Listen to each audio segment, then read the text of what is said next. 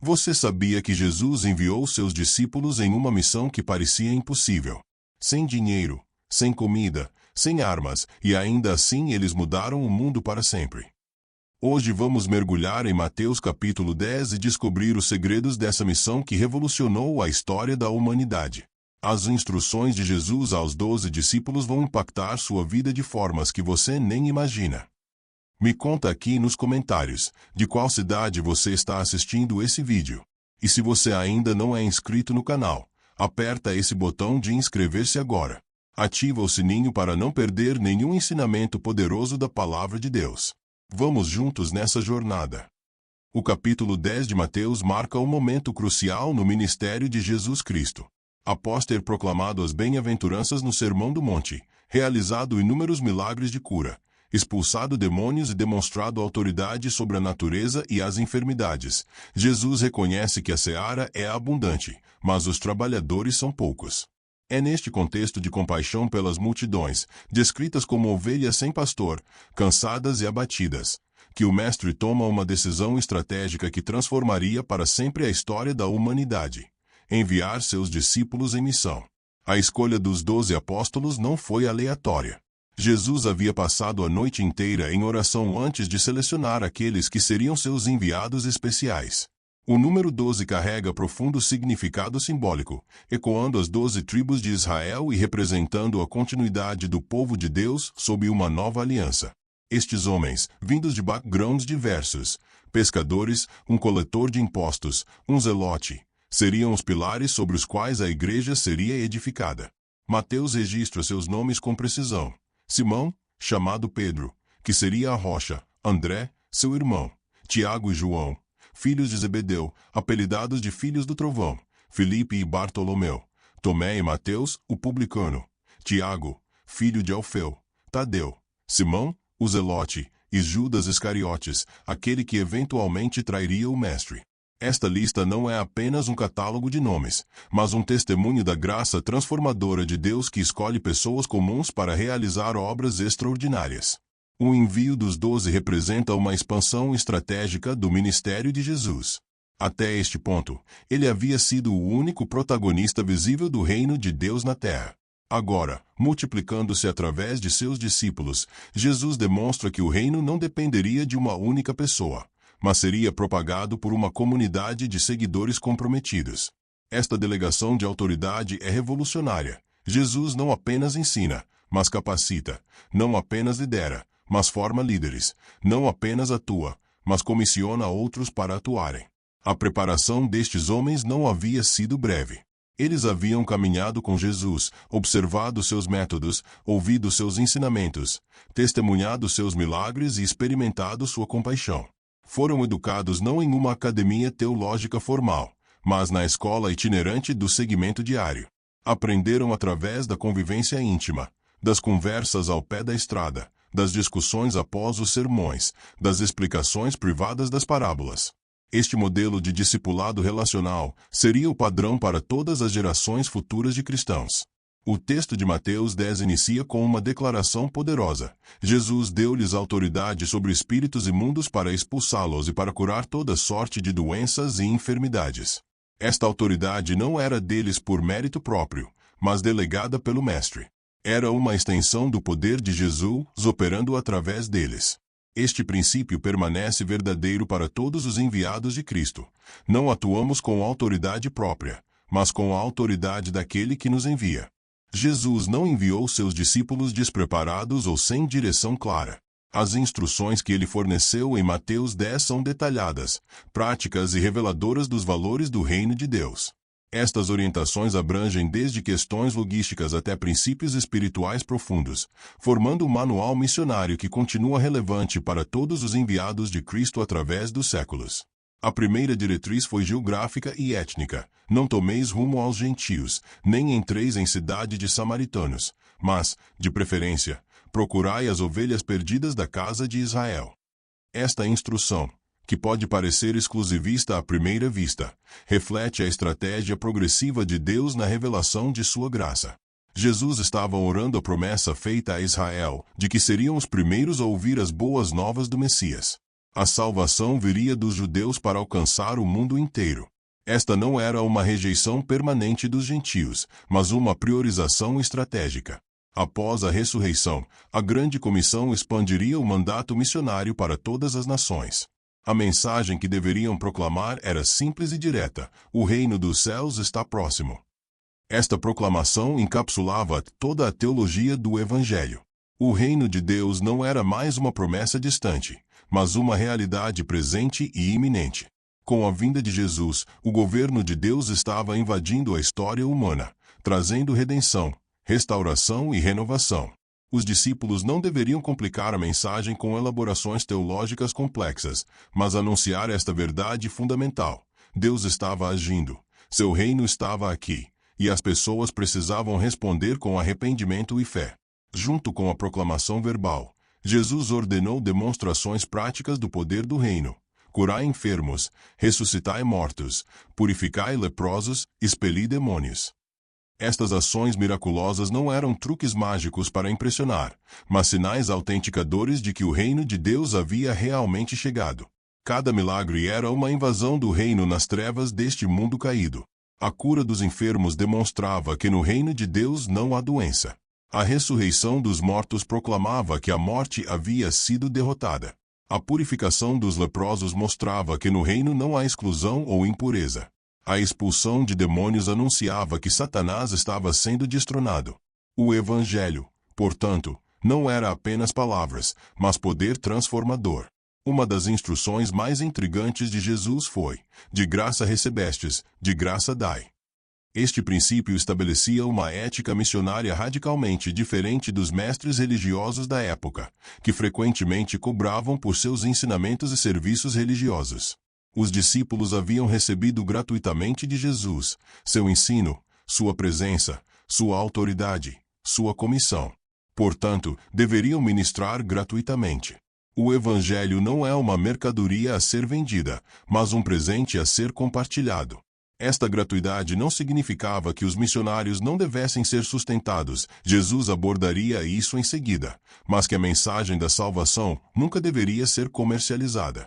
As instruções sobre provisões eram surpreendentes em sua simplicidade. Não vos proveireis de ouro, nem de prata, nem de cobre nos vossos cintos, nem de alforje para o caminho, nem de 2 túnicas, nem de sandálias, nem de bordão. Esta ordem de viajar com recursos mínimos tinha múltiplos propósitos pedagógicos. Primeiro, ensinou dependência total de Deus como provedor. Segundo, demonstrou que a urgência da missão não permitia demoras com preparativos elaborados. Terceiro, mostrou que os mensageiros não deveriam confiar em recursos materiais, mas no poder de Deus. Quarto, estabeleceu que o trabalhador é digno do seu alimento. Os missionários seriam sustentados por aqueles que recebiam a mensagem.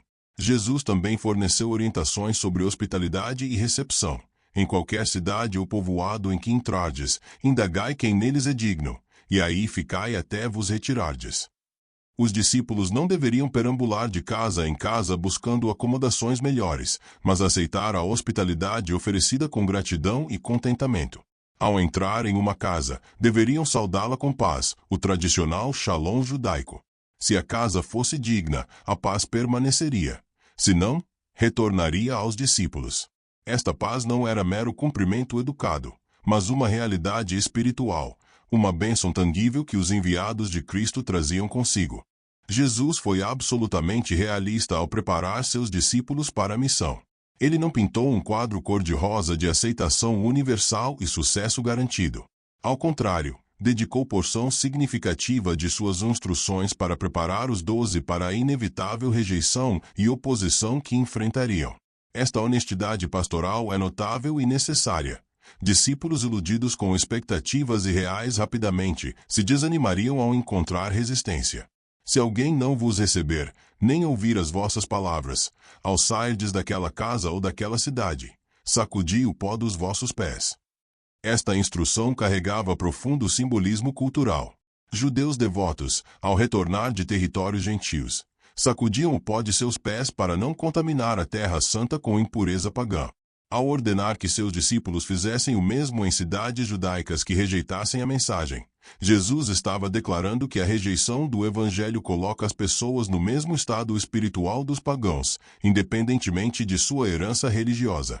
Era um ato profético de juízo, um testemunho de que a responsabilidade agora recaía sobre aqueles que ouviram e rejeitaram.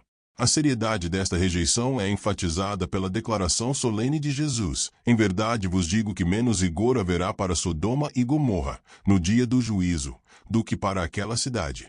Sodoma e Gomorra eram símbolos proverbiais de maldade extrema e juízo divino. Contudo, Jesus afirma que rejeitar a mensagem do reino traz maior culpabilidade do que os pecados daquelas cidades infames. Por quê? Porque privilégio traz responsabilidade. Quanto maior a revelação recebida, maior a prestação de contas. As cidades que ouviram o evangelho das próprias bocas dos apóstolos comissionados por Jesus tiveram uma oportunidade que Sodoma nunca teve. A rejeição consciente da verdade revelada é mais grave que a ignorância. Jesus então utiliza uma metáfora memorável: eis que eu vos envio como ovelhas para o meio de lobos. Esta imagem é simultaneamente aterrorizante e esclarecedora. Ovelhas são vulneráveis, indefesas, presas fáceis para predadores. Lobos são agressivos, violentos, destrutivos. O contraste não poderia ser mais dramático. Jesus não estava enviando seus discípulos como leões conquistadores ou águias majestosas, mas como ovelhas indefesas. Esta vulnerabilidade era intencional e estratégica. O reino de Deus avança não através de força militar ou coerção política, mas através da fraqueza aparente que revela o poder de Deus. A instrução seguinte equilibra a vulnerabilidade com sabedoria. Sede, portanto, prudentes como as serpentes e simples como as pombas. Esta combinação aparentemente contraditória de qualidades revela a complexidade necessária para o discipulado eficaz. A prudência da serpente fala de astúcia, discernimento, sabedoria estratégica, não para manipular ou enganar, mas para navegar com sabedoria em um mundo hostil. A simplicidade da pomba fala de pureza de motivos, ausência de malícia, integridade transparente. Os discípulos de Cristo devem ser simultaneamente espertos e sinceros, sábios e inocentes, estratégicos e íntegros. Jesus então alertou sobre oposições específicas que enfrentariam: acautelai-vos dos homens, porque vos entregarão aos tribunais, e vos açoitarão nas suas sinagogas. A perseguição não viria apenas de autoridades seculares, mas de instituições religiosas. As próprias sinagogas, lugares de adoração e comunidade, se tornariam locais de julgamento e castigo para os seguidores de Jesus. Esta foi uma profecia que se cumpriu literalmente nas primeiras décadas da Igreja, conforme registrado em Atos e nas Epístolas. Paulo, antes de sua conversão, era um exemplo vívido desta perseguição religiosa. Ainda mais dramaticamente, Jesus predisse que os discípulos seriam levados perante governadores e reis por causa dele. O que começava como um movimento aparentemente insignificante de galileus pescadores, eventualmente chamaria a atenção das mais altas autoridades do império. Esta exposição pública, embora intimidadora, serviria a propósito divino, para que deis testemunho a eles e aos gentios. Os tribunais se tornariam púlpitos, as audiências legais se transformariam em oportunidades evangelísticas. A oposição, paradoxalmente, ampliaria o alcance da mensagem. Uma das promessas mais consoladoras de Jesus aos seus enviados diz respeito à assistência divina em momentos de extrema pressão.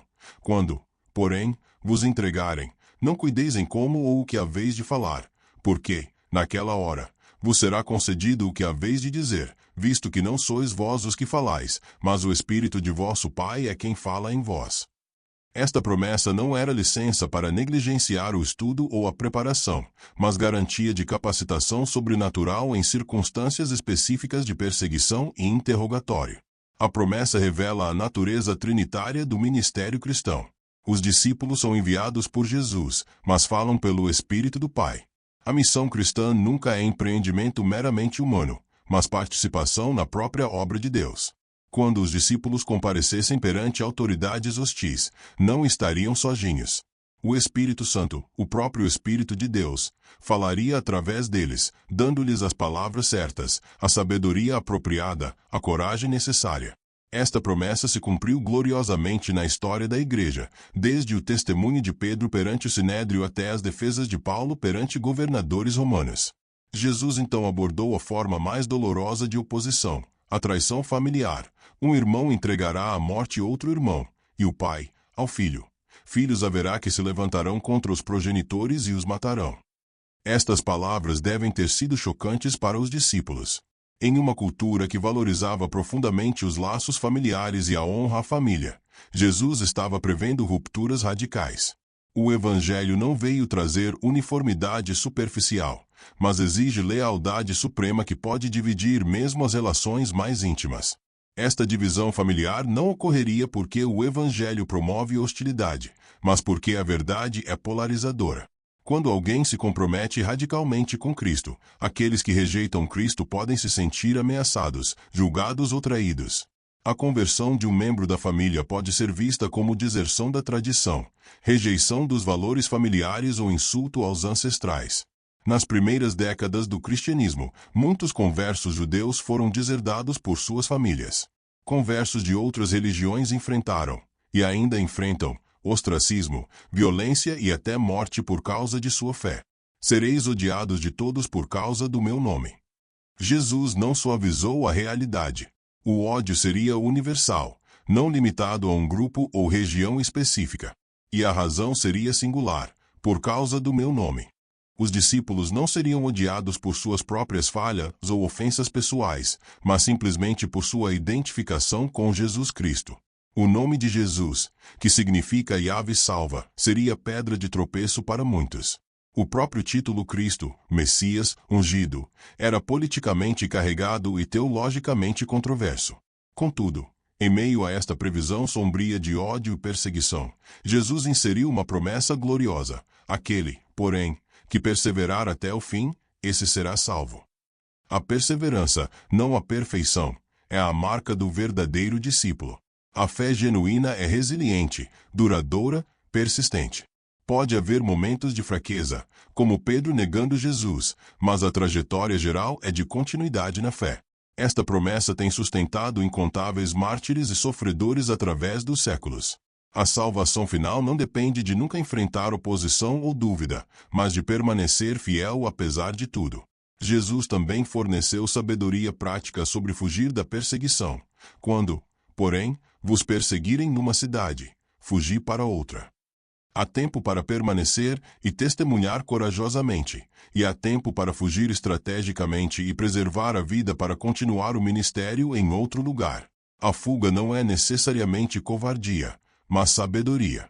Paulo usou esta estratégia repetidamente em seu ministério, escapando de Damasco em um cesto, deixando cidades antes de ser apedrejado, estrategicamente planejando suas rotas missionárias.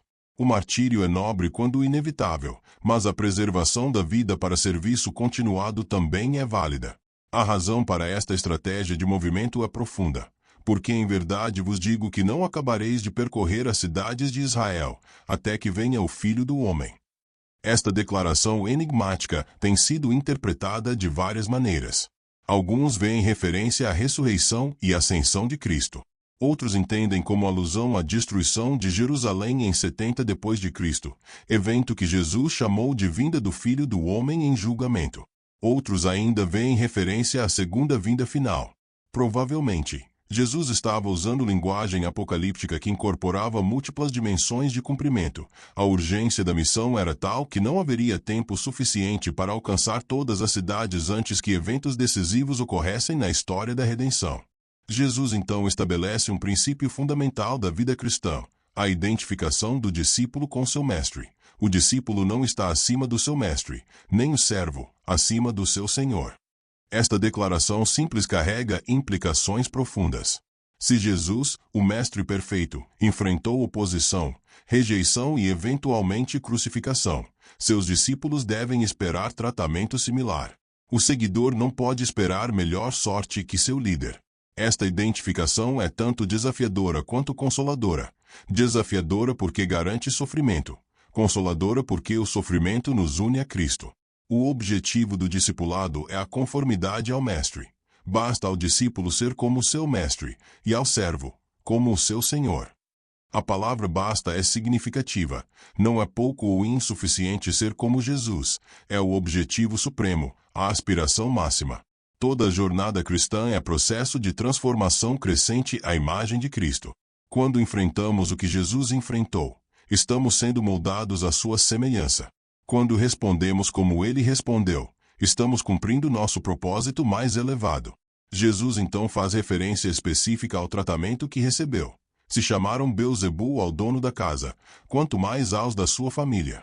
Beelzebul era um nome depreciativo para o príncipe dos demônios, uma corrupção intencional de Baal-Zebul, Baal, o príncipe, para Baal-Zebub, senhor das moscas. Os adversários de Jesus o acusavam de operar milagres pelo poder de Satanás. Se fizeram tal acusação blasfema contra o próprio Jesus, seus seguidores certamente enfrentariam calúnias similares ou piores. A família de Jesus, seus discípulos, devem esperar ser difamados, caluniados e falsamente acusados. Contudo, Jesus imediatamente transiciona desta advertência sombria para um encorajamento poderoso. Portanto, não os temais. Esta é a primeira de 3 vezes neste capítulo que Jesus ordena seus discípulos a não temer. O medo é a arma mais eficaz do adversário para paralisar o testemunho cristão. Jesus confronta este medo diretamente, não negando os perigos reais, mas colocando-os em perspectiva eterna. A razão para não temer é esclarecida. Nada há encoberto que não venha a ser revelado, e oculto que não venha a ser conhecido. A verdade eventualmente prevalece. As calúnias serão expostas. As falsas acusações serão desmentidas. Pode não acontecer imediatamente. Pode não ocorrer nesta vida. Mas no grande dia do julgamento, toda verdade será revelada e toda mentira será exposta. Os seguidores de Jesus podem suportar a falsa acusação temporária porque sabem que a vindicação final é garantida. Esta revelação futura da verdade tem implicações para o presente. O que vos digo às escuras, dizei-o à luz, e o que se vos diz ao ouvido, proclamai-o dos terraços. Jesus havia ensinado seus discípulos privadamente, em conversas íntimas, em momentos de instrução pessoal. Agora, esse ensino privado deveria se tornar proclamação pública. O que foi sussurrado deveria ser gritado. Os terraços das casas judaicas eram locais públicos onde anúncios importantes eram feitos. O Evangelho não é segredo esotérico para iniciados, mas verdade pública para toda a humanidade. Esta transição do privado ao público é característica essencial do testemunho cristão. O cristianismo não é religião de mistérios ocultos ou conhecimento secreto para a elite espiritual. É fé a ser proclamada publicamente, praticada abertamente, confessada corajosamente. O que recebemos em intimidade com Cristo deve ser compartilhado ousadamente com o mundo. Jesus agora aborda diretamente o medo que pode paralisar seus enviados. Não temais os que matam o corpo e não podem matar a alma. Temei, antes, aquele que pode fazer perecer no inferno tanto a alma como o corpo. Esta é uma das declarações mais pesadas de todo o discurso. Jesus estabelece hierarquia clara de temores. O medo de Deus deve superar o medo dos homens. A lógica é irrefutável. Perseguidores humanos têm poder limitado.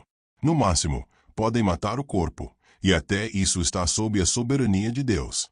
Não podem, contudo, tocar a alma, a essência eterna da pessoa. A morte física, embora dolorosa e assustadora, é meramente transição para o crente em Cristo. O corpo pode ser torturado, executado, destruído, mas a alma permanece segura nas mãos de Deus.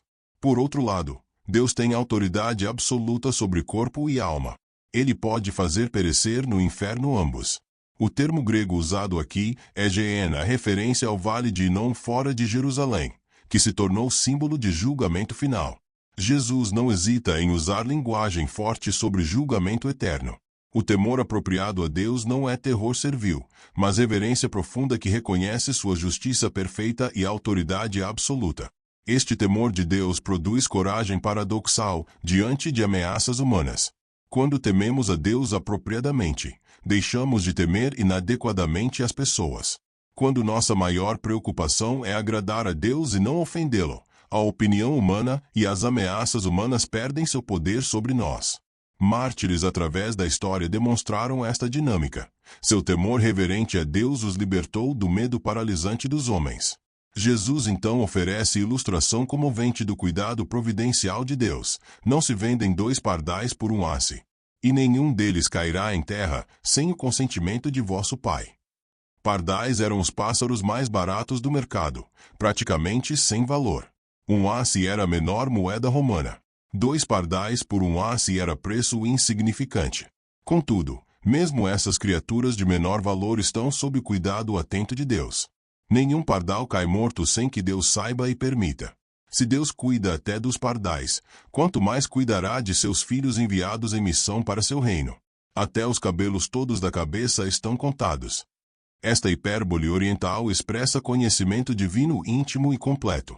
Deus não apenas conhece cada discípulo genericamente, mas conhece os detalhes minuciosos, até o número de fios de cabelo na cabeça. Este conhecimento detalhado é base para a confiança absoluta. A conclusão é tranquilizadora. Não temais, pois, bem mais valeis vós do que muitos pardais. Esta é a segunda admoestação não temais no capítulo. O raciocínio é do menor para o maior. Se Deus cuida de pardais sem valor, certamente cuidará de seres humanos criados à sua imagem, especialmente de seus próprios enviados engajados em sua missão. O cuidado providencial de Deus não garante ausência de sofrimento ou morte, mas garante que nada acontece fora de sua soberania e propósito redentor. Jesus agora articula um dos princípios mais desafiadores de todo o Evangelho, a primazia absoluta da lealdade a Cristo. Portanto, todo aquele que me confessar diante dos homens, também eu o confessarei diante de meu Pai, que está nos céus, mas aquele que me negar diante dos homens, também eu o negarei diante de meu Pai, que está nos céus. Esta é uma declaração de reciprocidade divina. Existe correlação direta entre nossa confissão de Cristo na terra e sua confissão de nós no céu. Confessar não significa meramente admitir fato histórico sobre Jesus, mas identificar-se publicamente com Ele, declarar lealdade a Ele, associar-se abertamente com seu nome e causa. Esta confissão deve ser diante dos homens, pública, observável, custosa. Fé meramente privada não é fé bíblica.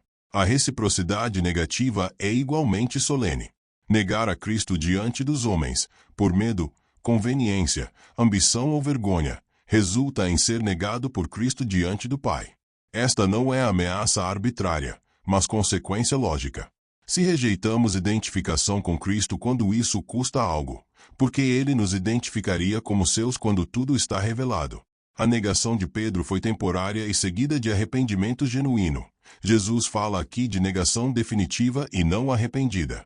Jesus então faz declaração que deve ter chocado seus ouvintes. Não penseis que vim trazer paz à terra. Não vim trazer paz, mas espada.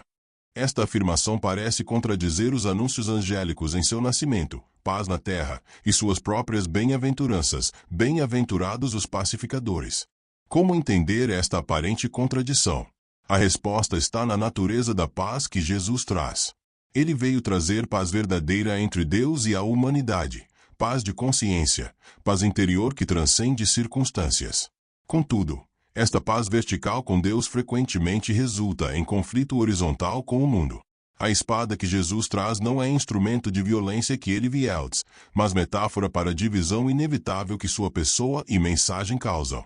Pessoas são forçadas a escolher, por Cristo ou contra ele. Esta escolha inevitavelmente divide. Jesus então especifica as divisões mais dolorosas, porque vim causar divisão entre o homem e seu pai, entre a filha e sua mãe e entre a nora e sua sogra.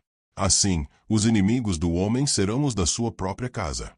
Estas palavras ecoam a profecia de Miqueias 7:6, aplicando-a à era messiânica.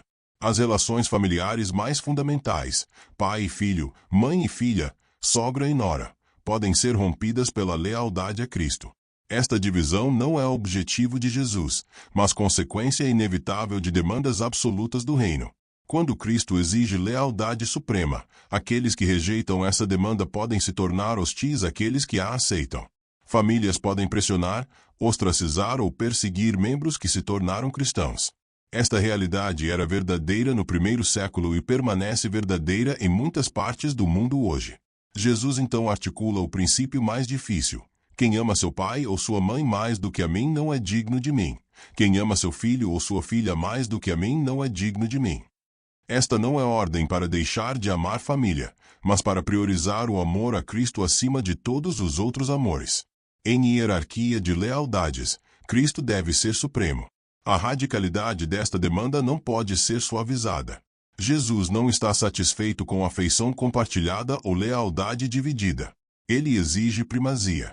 Isto não torna Cristo mesquinho ou egoísta. Ao contrário, reflete sua identidade única.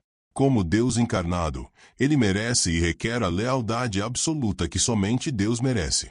Amar qualquer coisa mais que Deus é idolatria, não importa quão nobre seja o objeto desse amor. A metáfora final do discipulado é a mais pesada. Quem não toma a sua cruz e vem após mim não é digno de mim. Na cultura do primeiro século, a cruz não era símbolo religioso abstrato, mas instrumento de execução brutal reservado para os piores criminosos e inimigos de Roma. Carregar a cruz significava caminhar publicamente para o próprio lugar de execução. Era símbolo de vergonha, sofrimento e morte. Jesus convoca seus discípulos a este tipo de identificação com ele. Seguir a Cristo significa aceitar vergonha pública, sofrimento potencial e até morte possível. Significa morrer para si mesmo, para ambições egoístas, para a busca de conforto e segurança. O discipulado não é programa de autoaperfeiçoamento ou caminho para a prosperidade. É crucificação do eu para viver para Cristo. O paradoxo final do discipulado é então revelado. Quem acha a sua vida perdê-la-á. Quem, todavia, tentar novamente a continuar, herde a vida por minha causa achá-la-á. Esta é uma das declarações mais profundas e repetidas de Jesus em todos os evangelhos. Ela articula o paradoxo central da existência cristã. A vida verdadeira é encontrada através da morte, não através da autopreservação. Achar a vida no sentido que Jesus critica significa viver para si mesmo, buscar autorrealização através de meios mundanos, preservar a existência física a qualquer custo, construir segurança e conforto como objetivos primários. Ironicamente, aqueles que dedicam suas vidas a esta busca eventualmente a perdem. Não apenas perdem a vida eterna, mas perdem o próprio significado e propósito da vida presente. Vidas vividas apenas para si mesmas acabam vazias, sem sentido, desperdiçadas. Por outro lado, perder a vida por causa de Cristo significa colocar sua causa acima da nossa própria agenda, seus propósitos acima dos nossos confortos, seu reino acima da nossa segurança. Pode significar literalmente martírio para alguns. Para a maioria, significa morte diária ao egoísmo, sacrifício contínuo de preferências pessoais, investimento radical em propósitos eternos. Paradoxalmente, aqueles que assim perdem suas vidas as acham, descobrem significado profundo, propósito transcendente, realização genuína, finalmente, vida eterna. Este princípio contradiz, fundamentalmente, a sabedoria mundana. A cultura diz: preserve-se, proteja-se, promova-se, realize-se. Jesus diz: perca-se, sacrifique-se, negue-se, morra para si mesmo. A cultura promete que autopreservação leva à vida. Jesus revela que autonegação leva à vida. A história confirma a verdade de Jesus. Os que viveram mais significativamente foram aqueles que se entregaram a causas maiores que eles mesmos. Jesus agora articula um dos princípios mais desafiadores de todo o Evangelho, a primazia absoluta da lealdade a Cristo. Portanto, todo aquele que me confessar diante dos homens, também eu o confessarei diante de meu Pai, que está nos céus. Mas aquele que me negar diante dos homens, também eu o negarei diante de meu Pai, que está nos céus. Esta é uma declaração de reciprocidade divina. Existe correlação direta entre nossa confissão de Cristo na terra e sua confissão de nós no céu. Confessar não significa meramente admitir fato histórico sobre Jesus, mas identificar-se publicamente com ele, declarar lealdade a ele, associar-se abertamente com seu nome e causa. Esta confissão deve ser diante dos homens, pública, observável, custosa. Fé meramente privada não é fé bíblica. A reciprocidade negativa é igualmente solene.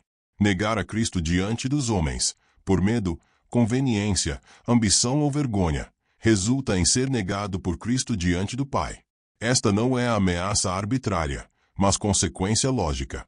Se rejeitamos identificação com Cristo quando isso custa algo, por que ele nos identificaria como seus quando tudo está revelado?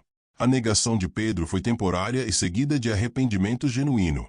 Jesus fala aqui de negação definitiva e não arrependida. Jesus então faz declaração que deve ter chocado seus ouvintes: não penseis que vim trazer paz à terra. Não vim trazer paz, mas espada. Esta afirmação parece contradizer os anúncios angélicos em seu nascimento, paz na terra, e suas próprias bem-aventuranças, bem-aventurados os pacificadores. Como entender esta aparente contradição? A resposta está na natureza da paz que Jesus traz. Ele veio trazer paz verdadeira entre Deus e a humanidade, paz de consciência, paz interior que transcende circunstâncias. Contudo, esta paz vertical com Deus frequentemente resulta em conflito horizontal com o mundo. A espada que Jesus traz não é instrumento de violência que ele wields, mas metáfora para a divisão inevitável que sua pessoa e mensagem causam. Pessoas são forçadas a escolher, por Cristo ou contra ele. Esta escolha inevitavelmente divide. Jesus então especifica as divisões mais dolorosas, porque vim causar divisão entre o homem e seu pai, entre a filha e sua mãe e entre a nora e sua sogra. Assim, os inimigos do homem serão os da sua própria casa. Estas palavras ecoam a profecia de Miqueias 7:6, aplicando-a à era messiânica. As relações familiares mais fundamentais, pai e filho, mãe e filha, sogra e nora, podem ser rompidas pela lealdade a Cristo. Esta divisão não é objetivo de Jesus, mas consequência inevitável de demandas absolutas do reino.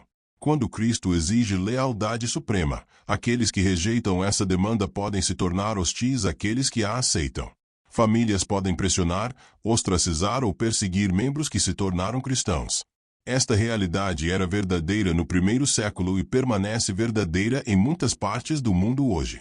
Jesus então articula o princípio mais difícil: quem ama seu pai ou sua mãe mais do que a mim não é digno de mim. Quem ama seu filho ou sua filha mais do que a mim não é digno de mim.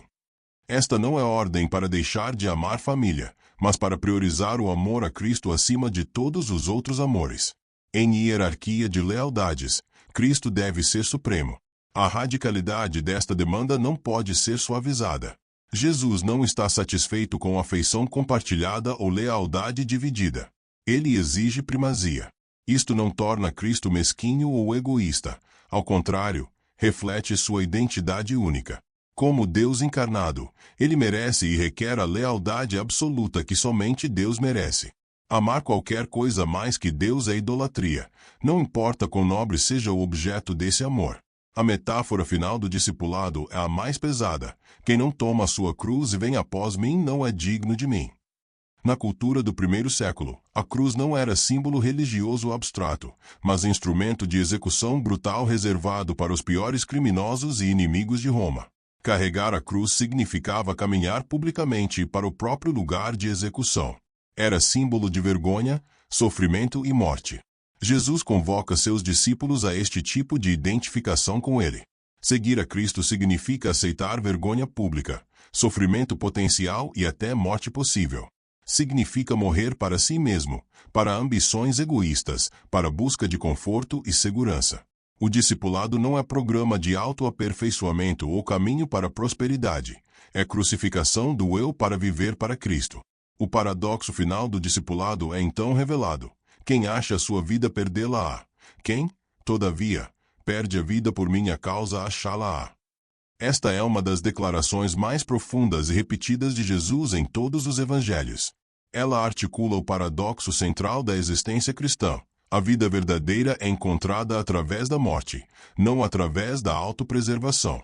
Achar a vida no sentido que Jesus critica significa viver para si mesmo, buscar autorrealização através de meios mundanos, preservar a existência física a qualquer custo, construir segurança e conforto como objetivos primários. Ironicamente, aqueles que dedicam suas vidas a esta busca eventualmente a perdem. Não apenas perdem a vida eterna, mas perdem o próprio significado e propósito da vida presente. Vidas vividas apenas para si mesmas acabam vazias, sem sentido, desperdiçadas. Por outro lado, perder a vida por causa de Cristo significa colocar sua causa acima da nossa própria agenda, seus propósitos acima dos nossos confortos, seu reino acima da nossa segurança. Pode significar literalmente martírio para alguns. Para a maioria, significa morte diária ao egoísmo, sacrifício contínuo de preferências pessoais, investimento radical em propósitos eternos. Paradoxalmente, aqueles que assim perdem suas vidas as acham, descobrem significado profundo, propósito transcendente, realização genuína, finalmente, vida eterna. Este princípio contradiz, fundamentalmente, a sabedoria mundana. A cultura diz: preserve-se, proteja-se, promova-se, realize-se. Jesus diz: perca-se, sacrifique-se, negue-se, morra para si mesmo. A cultura promete que autopreservação leva à vida. Jesus revela que autonegação leva à vida. A história confirma a verdade de Jesus. Os que viveram mais significativamente foram aqueles que se entregaram a causas maiores que eles mesmos. Após estas demandas rigorosas e advertências sóbrias, Jesus conclui seu discurso missionário com promessas encorajadoras sobre a recepção de seus enviados. Quem vos recebe a mim me recebe, e quem me recebe recebe aquele que me enviou. Esta declaração estabelece identificação profunda entre Jesus, seus enviados e o próprio Deus Pai. Esta cadeia de representação é fundamental para compreender a autoridade apostólica. Os discípulos não eram meros pregadores independentes compartilhando opiniões pessoais. Eram embaixadores oficiais, representantes autorizados, porta-vozes comissionados. Recebê-los era receber Jesus. E receber Jesus era receber o Pai. Rejeitá-los era rejeitar Jesus, portanto, rejeitar Deus. Esta identificação dava peso tremendo à mensagem apostólica e estabelecia fundamento para a autoridade das Escrituras apostólicas. O princípio da representação autorizada tem raízes na cultura judaica do Shaliach, um enviado que falava e agia com plena autoridade daquele que o enviou. Os apóstolos eram os Shaliachs de Jesus, e Jesus era o Shaliach supremo do Pai. Esta doutrina tem implicações eclesiológicas profundas. A Igreja não inventa sua mensagem, mas a recebe. Não cria autoridade, mas a carrega. Não estabelece verdade, mas a proclama como depositária fiel. Jesus então especifica categorias de pessoas que receberão recompensa por receberem seus enviados. Quem recebe um profeta, no caráter de profeta, receberá o galardão de profeta. Quem recebe um justo, no caráter de justo, receberá o galardão de justo. Estas declarações revelam que há recompensas divinas para aqueles que apoiam a obra de Deus mesmo, quando não são eles mesmos os protagonistas principais. Receber um profeta no caráter de profeta significa reconhecer e honrar o chamado profético de alguém, não meramente oferecer hospitalidade casual. Significa valorizar a palavra de Deus que o profeta traz, criar espaço para seu ministério, apoiar sua missão. Aqueles que fazem isso participam da obra profética, portanto, compartilham da recompensa profética. Não precisam ser profetas eles mesmos para receber recompensa profética. Precisam apenas apoiar o ministério profético. Similarmente, receber um justo no caráter de justo significa honrar alguém por sua fidelidade a Deus, não por benefícios que possam oferecer. Significa valorizar a santidade, apoiar a integridade, aliar-se à justiça. Novamente, o apoiador participa da recompensa do apoiado. Este princípio democratiza as recompensas do reino. Todos podem participar, seja através de atuação direta ou apoio fiel. A declaração final é especialmente comovente. E quem dera beber, ainda que seja um copo de água fria, a um destes pequeninos, por ser este meu discípulo, em verdade vos digo que de modo algum perderá o seu galardão. Esta promessa captura a atenção de Deus aos menores atos de bondade. Um copo de água fria era o gesto mais simples de hospitalidade no Oriente Médio árido. Não requeria riqueza, habilidade especial ou grande sacrifício, apenas humanidade básica e compaixão mínima. Contudo, quando oferecido por ser este meu discípulo, isto é, motivado por amor a Cristo e identificação com sua causa, até este ato minúsculo não passa despercebido e será recompensado por Deus. A expressão de modo algum perderá seu galardão é enfática no original grego, dupla negativa intensificadora, ou miapolese. Deus garante que absolutamente nenhum ato de bondade motivado por amor a Cristo será esquecido ou não recompensado. Isto revela caráter de Deus que observa minuciosamente, lembra perfeitamente e recompensa generosamente. Estes pequeninos refere-se aos discípulos de Jesus, não em sentido de insignificância, mas de vulnerabilidade e dependência. Na missão descrita em Mateus 10, os apóstolos viajavam sem recursos, dependentes da hospitalidade dos outros. Eram pequeninos no sentido de necessitarem de cuidado, como crianças precisam de adultos. Contudo, Jesus dignifica estes vulneráveis identificando-os como meus discípulos, eles pertencem a Ele, carregam sua autoridade, representam sua causa. O capítulo 10 termina com estas promessas encorajadoras, equilibrando magnificamente as demandas rigorosas e advertências sérias das sessões anteriores. Jesus não suaviza o custo do discipulado, mas assegura que cada sacrifício será recompensado, cada sofrimento será vindicado, cada ato de fidelidade será lembrado. O Deus que envia seus servos em missão perigosa é o mesmo Deus que promete sustentá-los, protegê-los providencialmente e recompensá-los eternamente. Então é isso. Jesus não prometeu uma vida fácil. Ele prometeu algo muito maior, uma vida que vale a pena. Você está pronto para essa missão? Lembre-se, você foi enviado com a mesma autoridade que os 12 receberam. O Espírito Santo fala através de você. Deus vê cada sacrifício, e nenhum copo de água dado em nome de Jesus será esquecido. Você não está sozinho nessa missão. Agora me conta, de qual cidade você está assistindo? Escreve aí nos comentários. E se essa mensagem tocou seu coração, se inscreve no canal agora e ativa o sininho. Compartilha com alguém que precisa ouvir isso hoje. A missão continua, e você faz parte dela.